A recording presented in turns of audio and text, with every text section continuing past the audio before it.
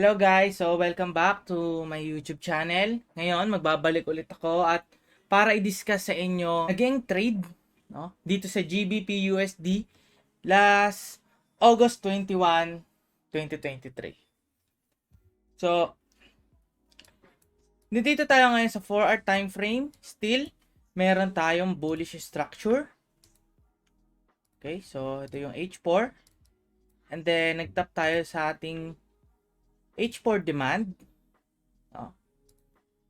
Still nag-hold yung H4 demand natin. And then, nag-take tayo ng low, which is this one. Nag-take tayo ng liquidity. Then, nagkaroon tayo ng shift ng order flow within this H4. Then, this one. Okay, and then, this supply ay nag-hold since ito yung last supply na pag na-fail, mas maganda, no? Since pwede rin natin anticipate na nag-sweep siya or it's either break. Ngayon, pagbaba natin sa 15 minutes, you can see, nakakita tayo dito ng sign na nag-break tayo ng low. Okay, so, meron tayo dito M15 break ng low. So, pwede ko rin tong i-consider as nag-take tayo ng ERL since nagkaroon tayo dito ng bullish order flow.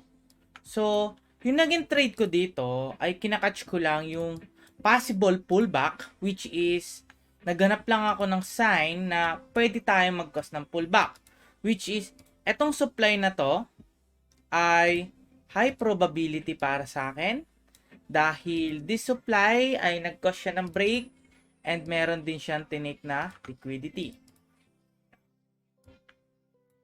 Yeah. Actually, nag-take yan. Kita nyo? Ticks lang. One ticks. So, consider as a sweep. Okay, and then, ito yung kinos niya. Okay. So, dito, guys, since sabi ko nga, high probability itong supply para sa akin, no? Since meron din siya dito. Ngayon, nagkaroon tayo dito ng bullish order flow upon mitigation dun sa supply natin. No? Ngayon, ang ginawa ko, pagbaba ko ng 1 minute time frame, naghintay ako ng nare-respect na supply at nag-fail na demand. So, as you can see, meron tayo ditong nag-fail na demand, but still, nag-break ng high. Pero, this high, pwede ko siyang consider as sweep since nag-fail ulit yung demand dito. At this point, meron tayong supply na nabuo, which is this one. Okay? So, para masabi ko na nire-respect natin to, no? Para masabi ko na nire-respect natin to, kailangan makita ko tong failure. So, since nakita ko tong failure, ngayon, nag-set limit ako about dito. So, you can see, bakit ako dito nagkaroon ng set limit? Kasi, nakakita ako ng nare-respect na supply sa 1 minute and then nagfe-fail na demand. So, definitely, meron tayong naging change ng order flow dito sa 1 minute.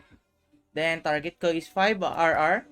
No? And then, this one, hindi ko siya kinonsider ko to as liquidity since pwede ko siyang kunin as flip.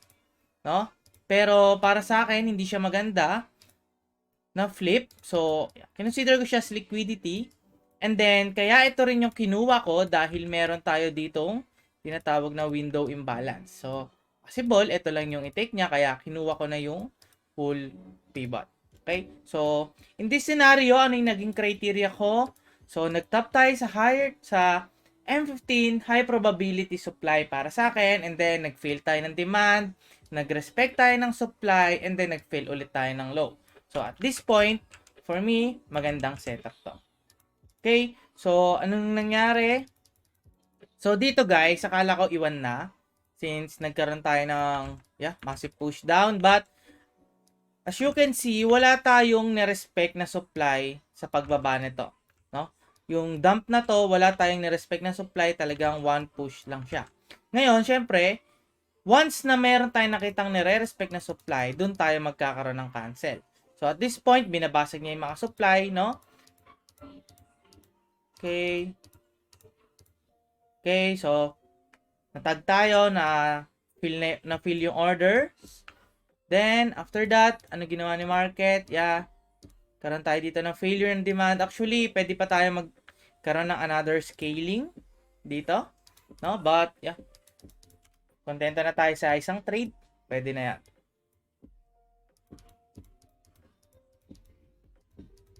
Then, yeah. After that, ito, nagkakaroon siya ng reaction. Which is, ito yung demand na nag-cause ng push up, this one. So, pwede siyang mag-cause din ng reversal. Kaya, be conscious din or mag-ingat kung ano yung possible mangyari after niya matap ito. And then, yeah. Yan, bumalik. So, if pwede tayo mag-scaling dito, no? Yeah. Since part din siya ng supply chain, then nag-cause din siya ng break. Actually, pwede dyan. But hindi ko siya pinasukan kasi I think may ginagawa ako nung time na to. So, yeah. Okay. So, TP hits. So, bakit ito lang yung naging target ko? Kasi, you can see, pullback lang naman yung tinitrade ko. Then, yeah. Sakto rin siya. Nung tinignan ko rin siya sa M15, sakto rin siya dito sa isang range ng M15. No, dito. Sakto rin siya. So, definitely, good trade, no? Pwede siyang kunin since, actually, this supply, high probability siya. Pero, yeah, hindi ko siya ina-expect na mag-hold. Possible, mag-cause lang siya ng pullback talaga. Okay, so, that's all, guys. So, sana meron kayong natutunan doon kung paano ko nakuha yung trade na yon, no? By the way, nag-base ako dito sa order flow.